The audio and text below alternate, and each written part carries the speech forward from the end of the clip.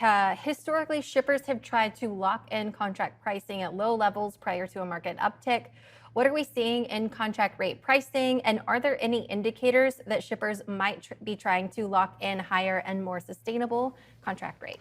Echo did a great survey. We posted it on FreightWaves. I don't know if you saw this. It was a 4,000 shipper survey they went out to. This was maybe I did the webinar. Ago. You did, yeah. You did it. Okay, you did it. Why don't you tell us that? Because I was still in your thunder.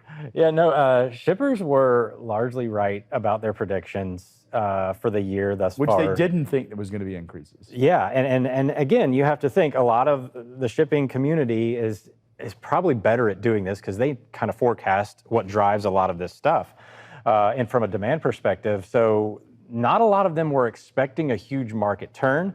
Some of the LMI results, I think, are fascinating because I think they have this prediction of a much further out change in market conditions into next year. In fairness, can I, other than, and not stealing the Echo, or disagreeing with the Echo survey data, if you remember back in 2020, during the COVID, it was July and August. And I'll never forget this because we had gone super bullish as early as May. And we were talking about a very, very, very significant recovery in freight and predicting. I remember I tweeted this and somebody came out, it was a shipper, came out and we had this public debate. And then one of our competing media businesses came out and was like, suggesting that I was trying to manipulate the rates, but that's not the point.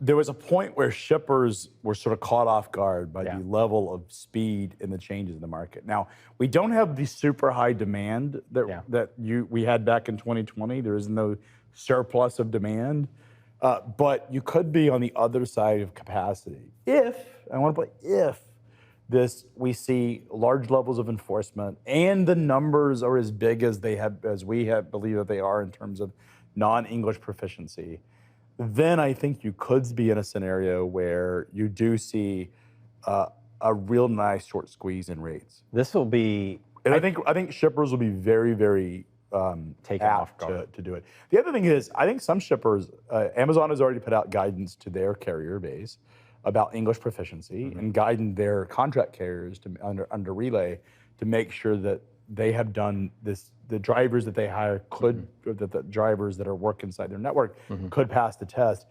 I think we'll see scenarios where shippers start to, because they don't want disruptions to their freight and are intolerant, because these scenarios where shippers are mandating English proficiency just on their freight. And that could actually be a bifurcated market between fleets that have compliance and fleets that don't.